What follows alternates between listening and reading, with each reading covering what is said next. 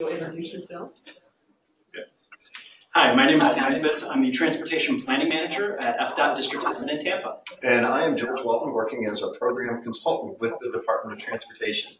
And today, glad to see the clicker work. Clicker works.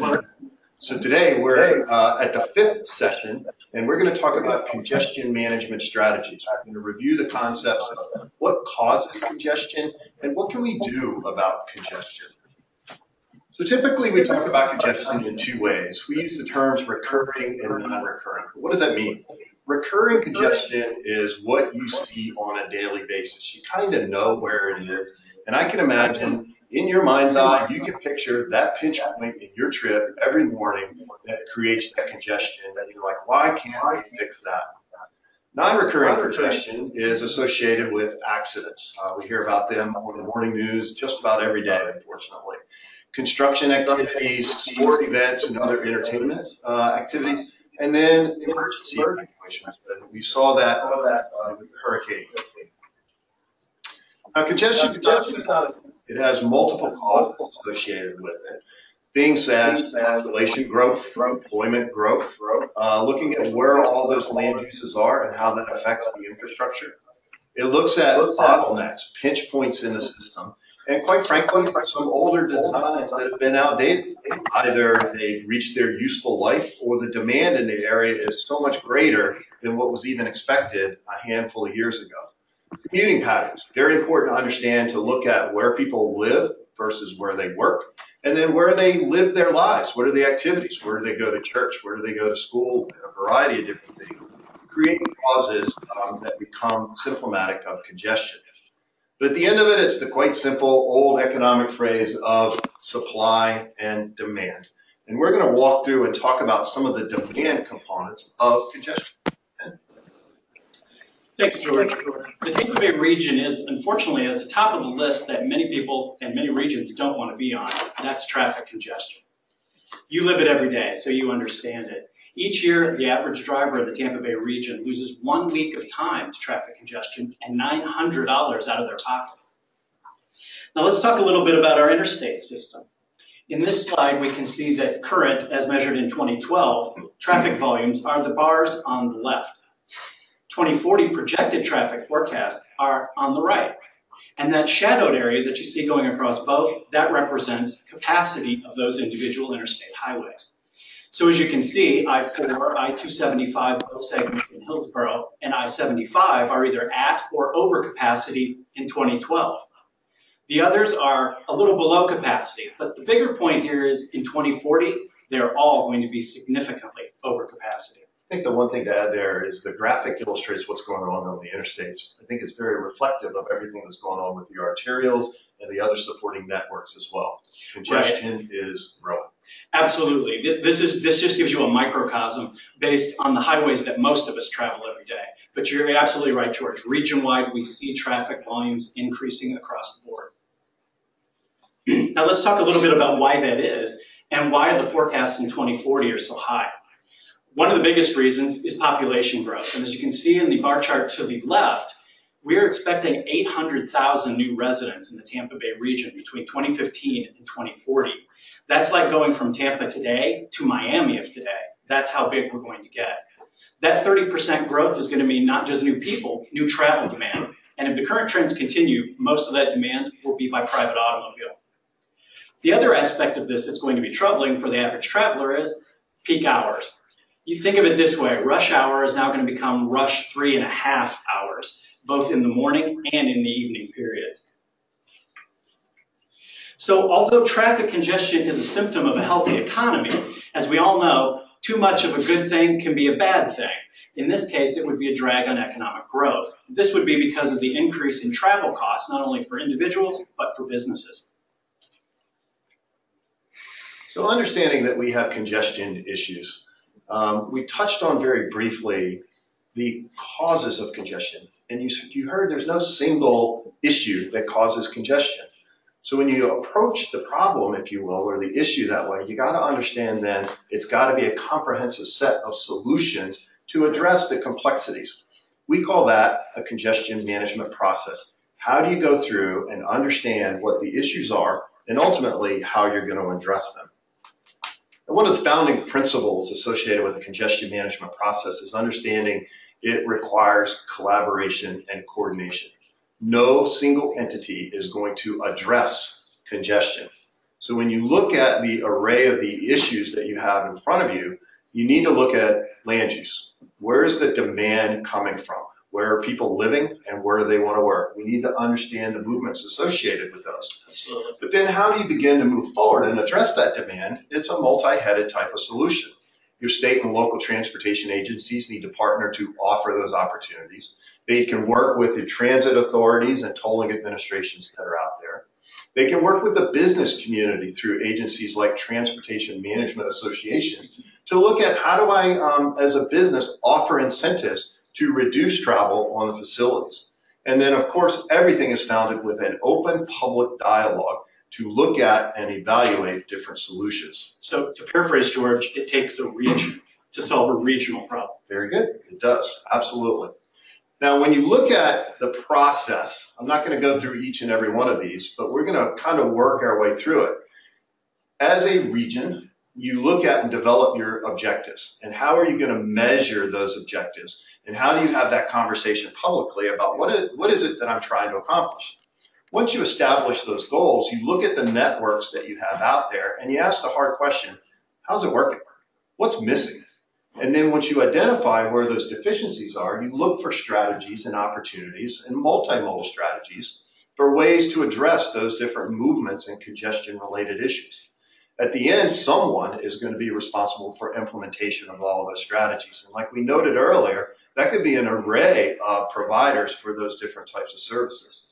And once it's out there, you will always monitor and evaluate and look for opportunities for system enhancement.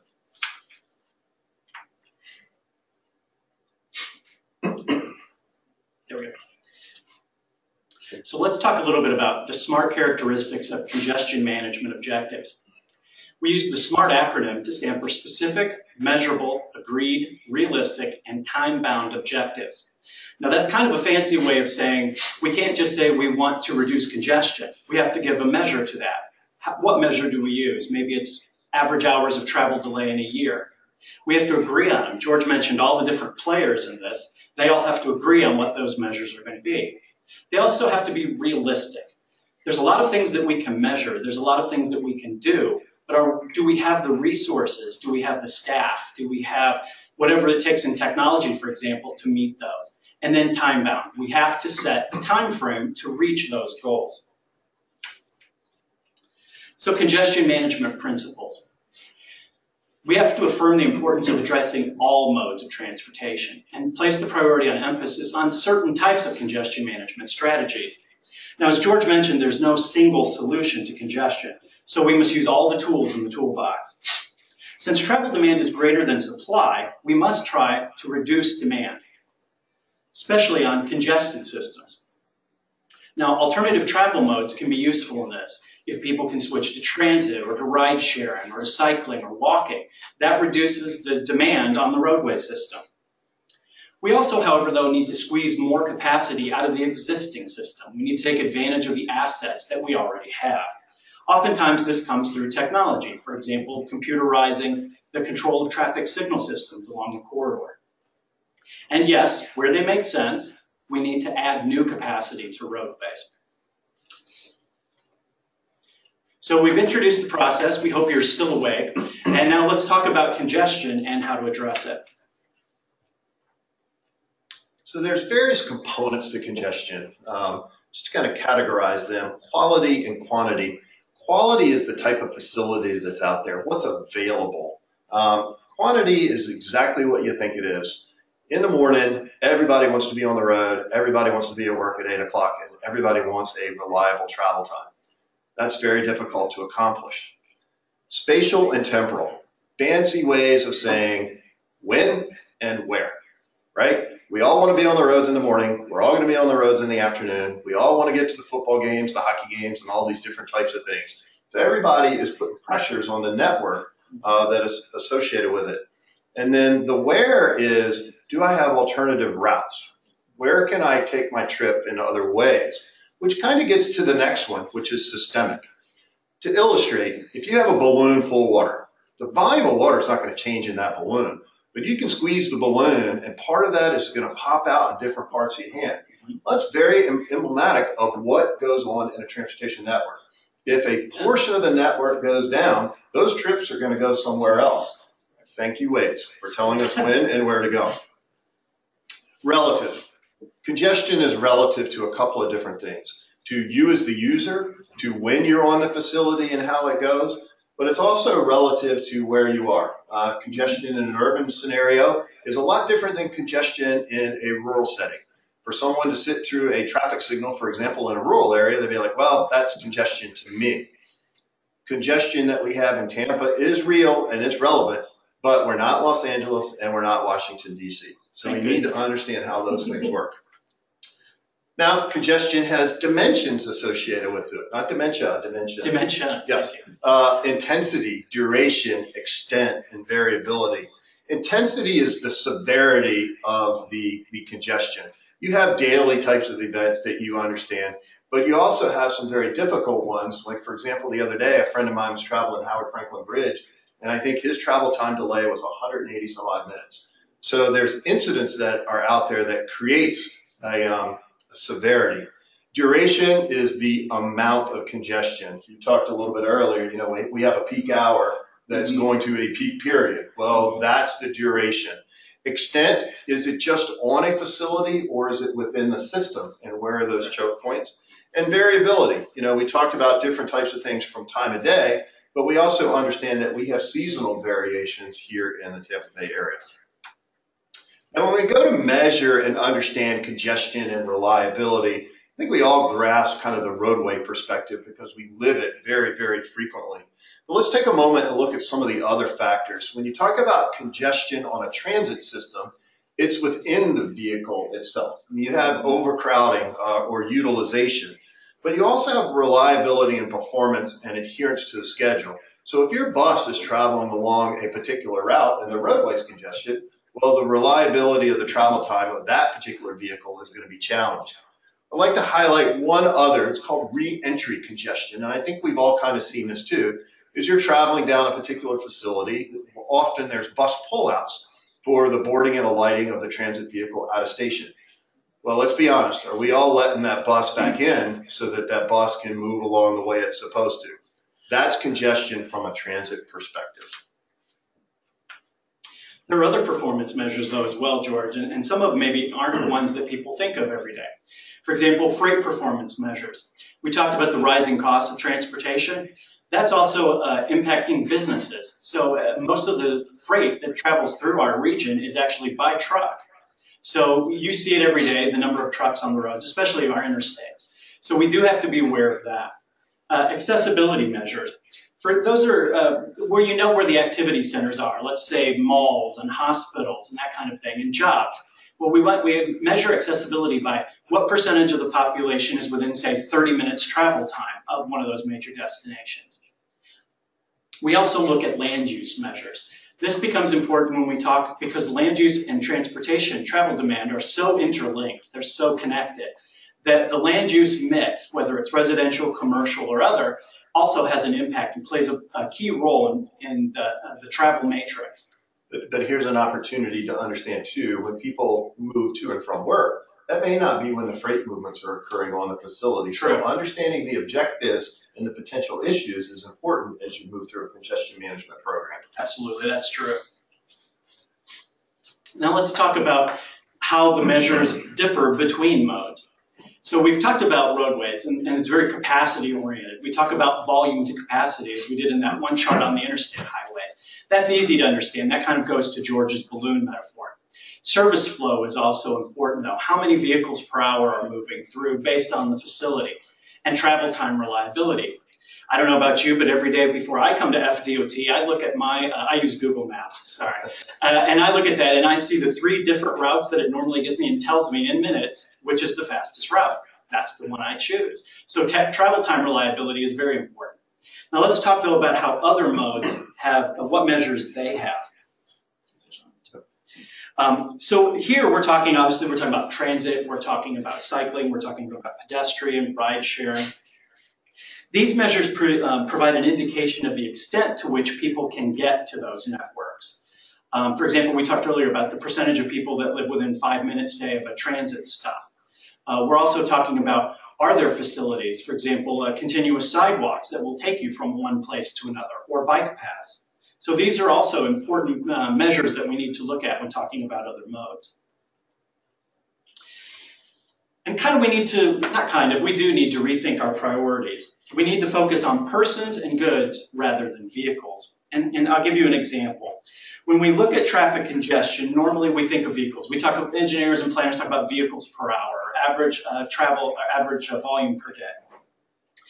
But if we took the approach of looking at people per hour, or tons of goods per hour that are moved, it kind of gives you a different approach. Then when you're talking about persons moving, say, in an hour, you might look more at transit strategies, because there, one vehicle could equal 60 people, as opposed to one automobile having one person. That can change your focus, that can change the strategies that you decide to look at.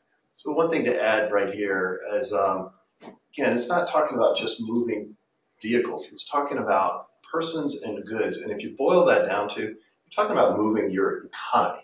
Yes.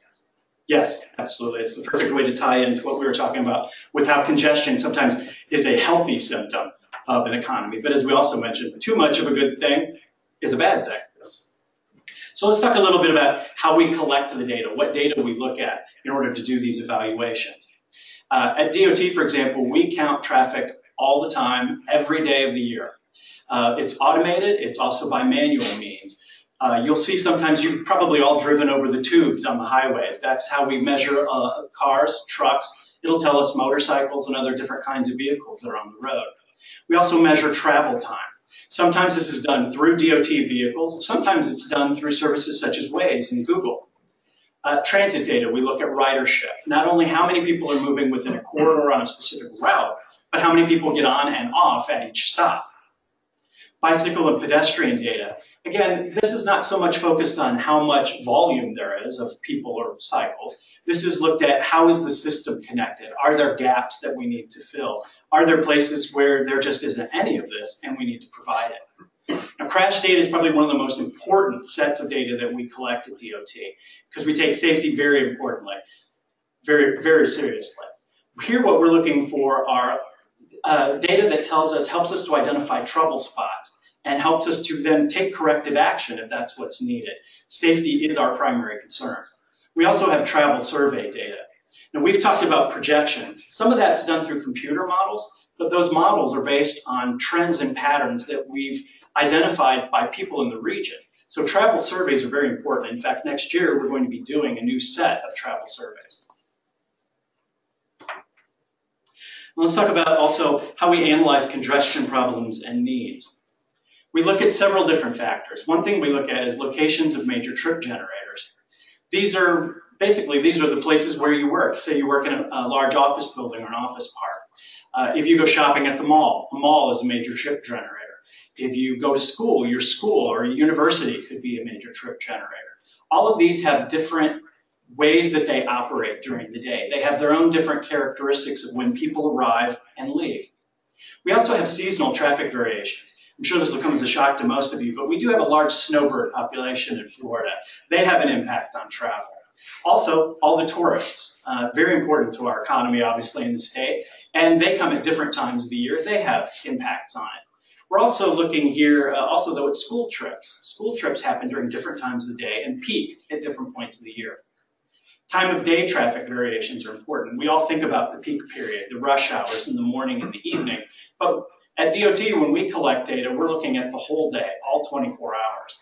And there's also a big difference between work and non-work trips. The work trips do tend to happen primarily in the morning and evening, but with large employers, you do have shift changes, so that can sometimes play into this. So Ken spent a fair amount of time talking about how to define what the demand is, where people are moving, what are the pressures on the system. We talked about the collaboration needed to establish regional priorities. You've introduced how we go about collecting the data so the planners and engineers can go about doing their work. We also talked about how do we analyze that data and where do we find where the issues are and define the intensity of those issues. So now let's turn our attention then more to the solution side. What are the strategies? And we're going to work our way through each of these, but I want everyone to kind of understand the principle that Ken spoke of earlier.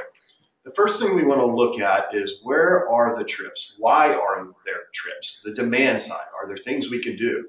Then we will look at how do we squeeze a little more juice out of that and maximize the facilities that are already in place, whether it's by use of technology or other strategies.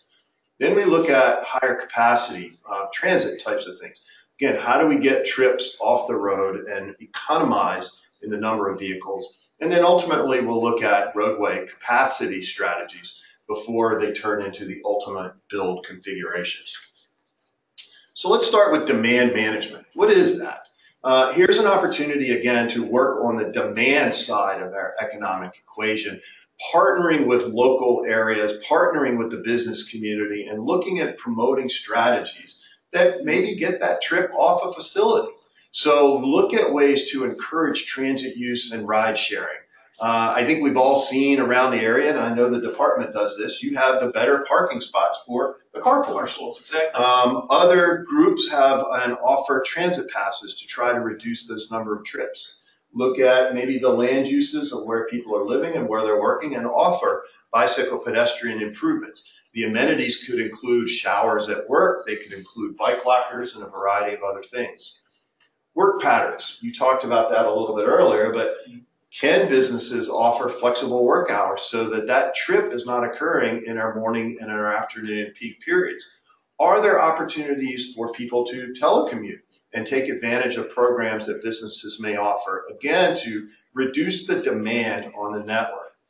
This last one is complex in and of itself, but it's partnering between the land use agencies, the cities, the counties, with the various transportation providers to look at land use and zoning to encourage mixed use development, to have opportunities for people to live, work, and play in a much smaller geographical based area. Now, that's not to say that somebody has to live there, but we're offering choices in ways that perhaps we're not now. And then develop policies to support those types of densities and developments that then address demand management. We noted a little bit earlier, thank you. Sorry. We noted a little bit excited. I wanted to get ahead and see how it ended. That's foreshadowing. Yes, I like that. So traffic operation strategies. How can we maximize the ability for the network that's out there to perform? A simple way to think about it is if you have a 12-foot piece of pavement that's out there, which is a lane width, how can I maximize that before I even consider adding another 12-foot piece of pavement? So from a highway, freeway operations perspective, a little different types of operations, maybe there's ways to look at ramp metering on how those trips get on an interstate. Are there opportunities based on commuting patterns to look at reversible lanes and provide those types of facilities? Access management, how many points of access you can get into, which creates those conflict points, is a way. And I'm going to elaborate in a moment on bus only on shoulders. Now, at a arterial or a local road, certainly maximizing and optimizing signal timing, getting all the partners together that may own those particular signals so that they can work together and they're coordinated. Absolutely using technology to understand what's going on there. Even all the way down to traffic calming, road diets, and complete streets. Now you may say, well, how does that improve or address congestion? Well, it gets to that quality and it gets to different types of modes where you offer opportunities in the appropriate setting to address a layered needs. So very quickly on hard shoulder running, as you can see in the photograph there, it's an opportunity to use existing roadway shoulders for vehicle use. Those travels could be during peak times, the morning and evening rush hours. It could be for special events, football, baseball, hockey games, etc. Emergency evacuation, and we saw that actually implemented during the hurricane evacuation, where the department opened up shoulder running for use. And then another option, obviously, is for transit service to be able to use it as a queue jumper in a variety of situations. I mentioned a little bit earlier about signal control and adaptive signal control. Now, this is taking advantage of partnerships and technology where the equipment is getting smart enough to read and understand what's going on in a network and to be able to be creative in and of itself to update and improve, or excuse me, get real-time data so that the signal coordination is even more effective than what could be out there. Understanding that signal needs during the morning are a little bit different than what might happen midday and certainly on weekends. This is actually, George, this is actually a project that we're starting on Fowler Avenue right outside of our own headquarters here at District 7. Excellent. Here we go. Now let's talk for a moment about public transportation strategies. And again, these have operational, capacity, and accessibility elements. For example, we can realign transit service. We can provide real-time information. The One Bus Away app is out there now and will tell you when you can expect the bus to come to your stop. So it helps you to plan out your trip a little better. We also can have enhanced transit amenities at certain stops. As I mentioned, one of the things that we count, that we collect information on, is how many riders are getting on and off at each station or each stop. So where we have higher demand, that necessarily means we should have better amenities to service that demand. We also have transit signal priority. That could mean allowing the bus to get a start ahead of the rest of traffic so that it competes a little better with the existing traffic on the roadway. There are a variety of capacity strategies also. These range from reserved travel lanes, whether it's during certain times of the day or for a whole day, maybe a bus rapid transit type lane. And also accessibility strategies. As we've mentioned a couple of times here, we have to improve the access that people have, whether it's by bike or walking to transit, and actually by car too, where you have park and ride lots. So we also then need, if we're going to have people that walk or ride to those station stops, we need to have amenities for them, for their bikes, for example, to be used on the transit vehicle. Okay, so now let's talk to the last piece of the puzzle, road capacity strategies. As you can see on here, those are multifaceted. And we've mentioned a few of them already. For example, George talked about removing bottlenecks on I-275 by Tampa Airport. Also intersection improvements, overpasses and underpasses at congested intersections. We've talked about closing gaps in the street network. We've talked about that connectivity in the grid. There's also constructing new managed lanes, or just adding general use travel lanes on major freeways and streets. Ken, if I can take a moment and elaborate on two of those strategies that you just introduced. One is managed lanes. If you manage lanes is really accomplished in three ways. One, it's done by access control, how you get into or out of the lane and those opportunities. Vehicle eligibility. A lot of regions have implemented HOV, or high occupancy vehicle lanes, or perhaps there's truck lanes and truck restrictions. And then the one that is the last one there on the left is pricing. So you could price the lane to control or manage how it operates. Now, what the graphic represents is how do you blend all those together? And you can see as you work your way from bottom to top, when you blend all the different management strategies, you end up with a very complex and, quite frankly, a flexible opportunity to manage a particular lane or lanes. We talked about removing bottlenecks. The department is proceeding ahead with one that I would like to highlight very briefly. This graphic represents an operational improvement in the West Shore area at the West Shore interchange. For those that travel to and from Pinellas County for any time, you know when you come northbound off the Howard Franklin Bridge, there is a pinch point. Well, the department is looking at adding a lane both in the northbound and southbound directions to open up capacity to improve the operations of that particular interchange. Other things we're looking at DOT include innovative intersections and innovative interchanges. Here you have an example of both. We have the diverging diamond, which is shown on the left. If you travel down I-75 south to the Sarasota area, there's actually a new one that's just opened up, which I believe is the first in the state. There's also, for example, we show here on the right, the turbo roundabout, which is kind of a different type of roundabout than you have seen, because I don't believe any of these have been installed yet in Florida, but we are looking at them. There are other different designs. These are merely examples that we're looking at. And the idea here, George, is how can we add capacity without necessarily having to add lanes? Yes. So what we're trying to do, again, this goes back to trying to get sort of more water into the balloon, I guess, more throughput without blowing everything out, if I can use that metaphor. So these also, though, have another impact that I think sometimes people overlook, and that's safety. The primary thing we're trying to do with these is remove conflict points. That's the movements between conflicting vehicles. A lot of the designs remove, I shouldn't say remove, they relocate left turn lanes, left turn movements to other areas within the intersection. These not only allow us to have reduced number of signal phases, that's the different times each leg gets to go at an intersection, but as I said, it also removes those conflicts from vehicles traveling in different directions. So overall, that is a safety net increase.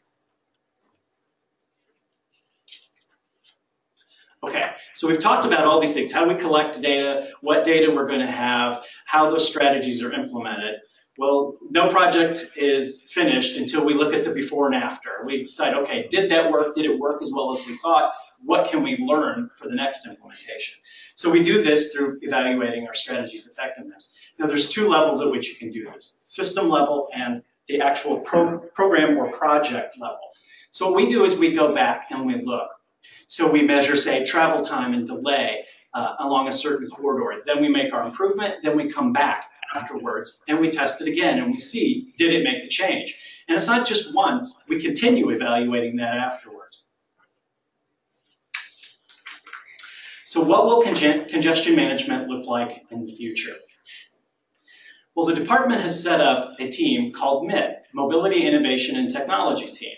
And it's a multidisciplinary team of planners and engineers and designers and construction folks that are looking at different ways that we can implement innovation and technology to address future mobility challenges. We all know, we've all heard, certainly on the news, that connected and autonomous vehicles are on their way, and they are. The vehicles, however, are also going to require investment in our infrastructure, and we take that very seriously. That's going to fall on our local governments, our state and federal government as well. So we have to prepare for that. And even though those vehicles may not become commonplace until 2040 or 2050, the sooner we can lay the groundwork for accommodating those vehicles, the better off it'll be. We'll be ready, we'll be prepared, and if we do it sooner rather than later, it should be done more cheaply. So we provided an overview of the difficulties of the congestion management process, recognizing that predominantly what we deal with is a very simple equation, demand and supply. But I hope we were able to introduce the complexities of understanding the demand side, where people are traveling, when they're traveling, and then how that turns into a complex set of solutions that we move forward. At the end, it's no single entity that will be able to address the congestion issues we have today, as well as the ones that we certainly anticipate. But as Ken said, congestion is actually a sign of things being pretty healthy from an economy, but we have to be able to manage that congestion so our economy can continue to grow. The first question we've got is, what metro area has done really well with managing congestion? Are there some great best practices or examples out there that we could use? Actually, there's a lot. And one of the things that you learn when you do programs like this is lessons learned from other places. We need to understand that our congestion and congestion-based issues are a little bit different than other places, but we always look to places that are trending in the right directions. So when you look at major metropolitan areas, if you will, that might have mature transit systems, there's a lot of things that you can do around those transit networks to get trips out of the network. When you're dealing in areas where you have very large employers or groups of employers, you'll see very large transportation demand programs within them. In other words, and I'll pick on the department, if you will, but the department could partner with, a very large organization and look at how can you then have incentives to get trips off a particular facility. So there are partnerships there. But when you look at a lot of different things around the country, I think some of the places that are emerging as leaders, I know you're going to laugh, but Atlanta's got significant congestion, And they've worked very hard at some of their land use patterns in the urban core to put opportunities to live and work in the same area. You look at other cities that are looking closely at bicycle pedestrian and connections there. You go over to Orlando, for example, like the name of the development in downtown just fell right off the tip of my tongue, but there's opportunities for redevelopment and other activities that aren't just roadway based, but they're looking at management of where the trips are, why the trips are, and then looking at other activities. So there's no single community I would point to. I know in the transportation world, people like to point to places like Charlotte and Denver and those places. Seattle's also very good about it. But the one thing I will point out, and you did bring up Portland, they started years ago with what they called LUTRAC, which was land use and transportation, and really understanding the relationship between those two, and then getting the land use planners and the departments of transportation to work together to develop strategies. So, if I could, I would add one thing to that. No one metro area has all the answers, or else their congestion issues would have been fixed, right? So what we do as planners, we share information across the country, around the world. What I would say is we look for best practices and then see how can we adapt that specifically to the Tampa Bay region. Another question is, how is Cutter, the Center for Urban Transportation Research, addressing congestion here? What are they doing, maybe with the department or on their own to research congestion? Well, it's a department. I can speak about some of we've done some research projects with USF. That's where Cutter is located. They've done research for us on truck traffic. They've done research for us on different trip types, and we mentioned travel surveys. They're going to be a partner with us on that work also that's coming up next year. We're also working with them. Actually, something we just started with was the Smart Cities Challenge, which is a program which tries to tie technology, data, land use, transportation all together to try to create a smarter city so that we can tackle some of these issues. So there's multiple ways that we're working with USF and Cutter. Another question is, what's the source for the congestion rankings?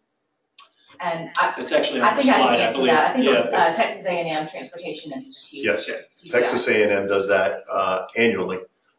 Or Urban Mobility Report. That is correct. Another question was, who is working on adaptive signal technology here and that kind of infrastructure improvement? And actually, that might be a good question. We have Joe Beagle here. To introduce our other expert. Yeah, yes. We're going to the bullpen. Here's our closer, right? Another addition to that is what do you now to address traffic signals? Sure. First of all, my name is Joe Bugle. I work in the Traffic Operations Department here in District 7 for FDOT. And what we look at is ongoing issues that we try to deal with right here and now with, simple, quick solutions, something that's going to take less than a year to design and build and be under $1 million and try to find quick, effective solutions until we can get a longer term answer. And mainly what we're looking at is how to maximize the capacity that we have with the growing volume. So some of the ways we do that, and like it was mentioned several times already, is partnering with the local agencies. All of our traffic signals are actually maintained and operated by the local agencies. So any state road that's in Pinellas County or Hillsborough County, et cetera, would be maintained and operated by that local agency. And so we partner with them for different strategies or different issues that may come up. And as far as adaptive signal controls, we've actually implemented several, Pinellas County has implemented that on several corridors throughout Pinellas County, and to try to maintain that, maintain the flow of traffic as best they can out there. And we're also looking at doing a pilot program in the near future here in Hillsborough County for adaptive signal controls. And, part of that is having an infrastructure in place, fiber optic cables, even wireless communications, and a slew of other detectors that we use to try to monitor what the volumes and speeds are, so we can better use that data to fine tune those traffic signals. Because as often as traffic changes, you could almost have a new traffic pattern almost every 15 to 20 minutes. And we're not quite to that level yet, but we're trying to build our infrastructure with these adaptive systems and a connected system in partnership with our local agencies to manage the traffic signals in that way. I don't know if I'm missing anything or if there's something else I can add here, but that's kind of the gist of it. I get more specific if we need to, but that's just want to get the bulk of it out there. Well, thank you so much. Another question is, one of the presenters stated that we assume that demand is greater than supply. The question was, why assume demand is greater than supply if the cause is primarily non-recurring? So you may want to just go back and revisit the recurring demand versus the non-recurring demand. I'll take a shot at that. All you have to do is Google pictures of Chicago or New York back in, say, the 1840s, 1820s, and what you'll see is congested roadways full of horses and buggies. Yeah. Okay, metro areas, cities have always produced congestion. Today, you can look at places like London, Tokyo, Paris, anywhere, any major city you want to go around the world, they may have very robust transit systems, much more robust than we have in Tampa, and yet you'll still see congestion. Transportation demand has always outstripped supply. We can't build enough to meet what people want to travel. And part of that also is we've gotten wealthier. As a society, people have more options. They have more leisure time. Often that includes traveling to other places. So we have more opportunities to travel. Right. Well, it goes back to that whole, you can't build your way out of congestion because it would not be an economically feasible thing to do. But if you were going to build your road so that it worked perfect in the morning, you would have a very large road that. It's sort of like when they build shopping malls. They usually size the parking lots for the week of Christmas. Yes. And yet the rest of the year, most of the parking lots, it's empty. So we don't want to do that with roads. Yes. Another question is, how is FDOT preparing for autonomous and connected vehicles, and what specific infrastructure improvements are underway to help manage autonomous vehicles when they come online? Okay. Well, actually, Joe touched a little bit on that when he talked about fiber optic networks. The vehicles right now, the vehicle rate of innovation is outpacing what the infrastructure is on the ground. And we realize that. We're not alone in that. I think nationwide, we know that. So the basics of that is a fiber optic network and also wireless communications, Joe mentioned. That's an area that we can start working on now. And I think eventually that will become a priority from FDOT, especially locally here. That requires investment. Now, that's, though, sort of a bridge to the future. We also we have high priorities with how are we going to meet traffic demand today.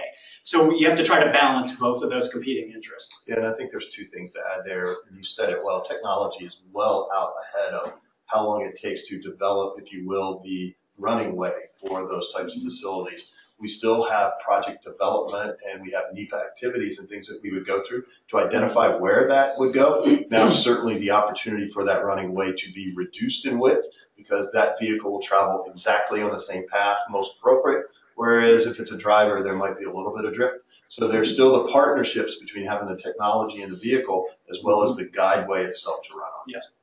And that's kind of related to the next question. How much of congestion is caused by human error, like distracted driving, texting and driving, rubbernecking, and all of that? Yes, to all of the above. Although the distracted driving is more obviously of a safety issue too. It's less of a congestion issue, more of that. It's well, I think ultimately that's where when we get to the autonomous vehicles, that's where we're all assuming that a lot of this congestion will go away. Now I say assuming. There's differing opinions on that also over whether the fact that when we have autonomous vehicles, although they'll be greatly enhanced through safety, will we make more trips? Will we have trips where there are no one in the vehicle because the vehicle is going back to pick up somebody else? I drive to FDOT, it drops me off, I'm sending it back home. Well, now there's a zero occupancy vehicle. We don't have that obviously now. So it's sort of amorphous. We're still trying to figure that out. So I don't think anybody has really definite answers to that. But what are we trying to do? we're trying to learn from what others are doing. We're trying to build the backbone of the system that we hopefully will help us into the future. But I think that gets to the recurring versus non-recurring. The non-recurring, what I hear is if it's a safety issue and it creates an incident, then that's going to cause backup. Well, that's very hard to predict when and where and the severity or intensity of the backup. Where it becomes important then is what is the response time? How do you get and deal with those? Some incidents are just beyond what you can do, but realistically there are probably some things that could be built into the network that provide opportunities to be able to address incident management. Well, we do have an ITS system with the message boards. Yes. We have the Road Ranger program also. I believe they have a program where whenever there's a road closure, they try to minimize it to 90 minutes or less. That's one of the benchmarks. So we have a very large traffic management center, the Sun Guide Center, that's actually just next to our headquarters here, that they monitor incidents and traffic all day, every day. And they're working in close cooperation with law enforcement and emergency responders. Yes. Another question is a follow-up to the autonomous vehicle question. Are there any specific projects underway to address the fiber optic and 5G infrastructure that would be needed for specifically for autonomous vehicles? Sure. I think it was briefly touched upon, but City of Tampa, along with THIA, the Tampa Hillsborough Expressway Authority, has a pilot program ongoing right now for the connected vehicle type infrastructure, which includes detection devices, which all has to be interconnected wirelessly and fiber optically. We have a pretty strong fiber optic network in place. It needs to be expanded. It's forever growing. There's gaps in the system. Almost every roadway project that we implement now, we are making sure to add fiber optics into the right of way. So we're slowly trying to put the network in place with every project that we have, and we currently use the fiber optic network to connect all of our traffic signals. As many, try to get them all connected. We have most of them connected back to a central hub where we can monitor the activity at that intersection and implement any timing changes that we may need to remotely. Of course, you want to make sure you check any timing changes in the field as well, though, in case there's an issue. But that infrastructure is rapidly getting in place little by little. So, but as far as what we need to have in place for autonomous vehicle, I think as you mentioned, Ken, we're still trying to figure out what that technology is going to be for the vehicle. I mean, the vehicles may be able to talk to themselves and not necessarily need too much infrastructure support. So I think that those conversations are still being had. Another question is really about the empty roadway discussion that you had earlier. Why are there empty roadways in Hillsborough County during non-rush hour? That's one of the questions. Empty roadways? Yeah. They're off-peak hours. That are empty. I didn't get a Or question. where are there any empty roads? In empty roadways in Hillsborough County during off-peak hours. Maybe at 2 a.m. Yes. I suppose there would be periods of time where, overnight, for example, where the traffic would be much lower than would be justified by 6 or 8 lanes on a road. Sure, but I think that happens everywhere. I don't think roads are congested in many places 24/7. But there aren't any specific areas where there are. I'm not aware. And are there specific strategies that give you the most bang for your buck or are the best investment in terms of dollars for congestion management strategies? Well, thanks. Yeah. There is no single simple answer to a congestion issue. I think we talked about the complexities of each of them and the nuances. So there is no single, this is the bang for the buck. Now, when you go through your project development process, regardless of the project, you are looking for return on investment and cost benefit and those types of things. So in some cases, it may be add a left turn lane and a traffic signal. In some cases, it may be close the bike pedestrian network. In some cases, it may be add a new transit line or a new bus route. And in some cases, it may be add a general purpose lane to the facility. So I don't believe you can just sit here and simply say that answer will always give you the best return on investment. You really need to understand the project definition, and the scope before you can get into the evaluation. The only thing, you've triggered something, the only thing I would add to that is we mentioned the direct connection between land use and travel demand. So yes, you could do some things at the land use policy level, but that's a local issue. The local governments have to make those policies and decide those things. Well, what development we permit and where and at what intensity.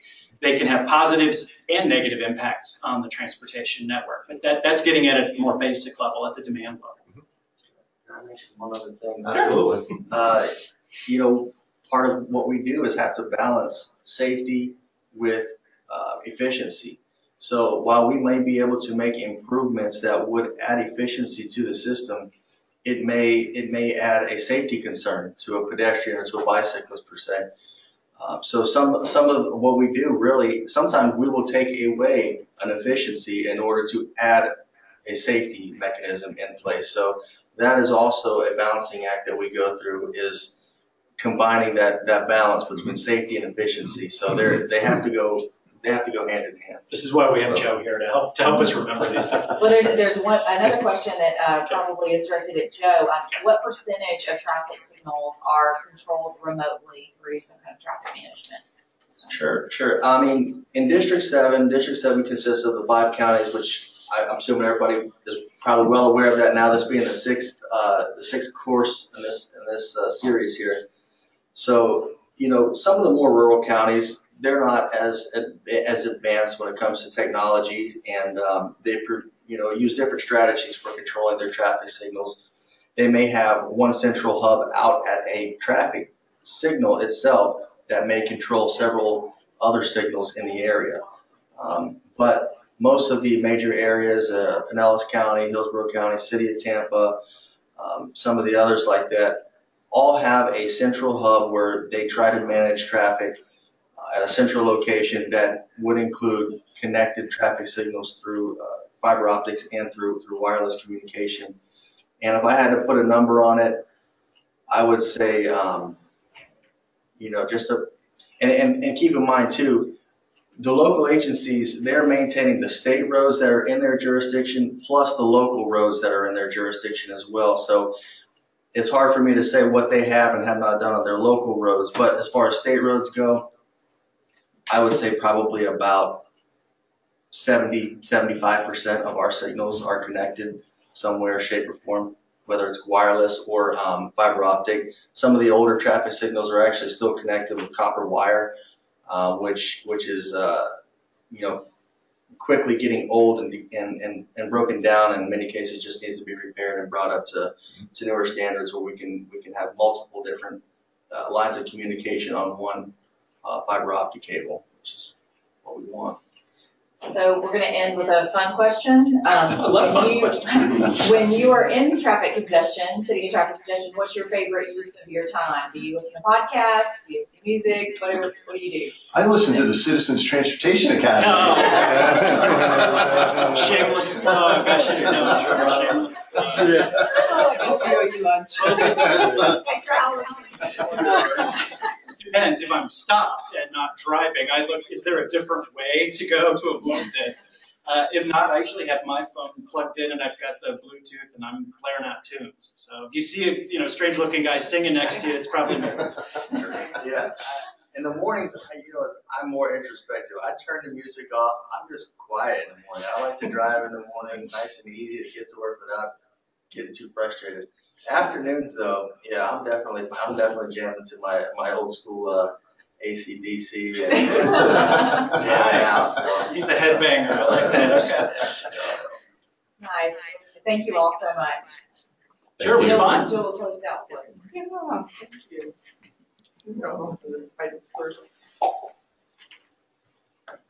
Well, we'd really like to thank everybody for their participation, both those of you who have joined us in person over the various weeks and those of you who have joined us via webinar. All of the Citizens Transportation Academy sessions are available on our website at tampabaynext.com. We hope that you will take some time and visit those or revisit those. Take a view. There's a lot to learn. And on behalf of the Florida Department of Transportation, thank you for joining us.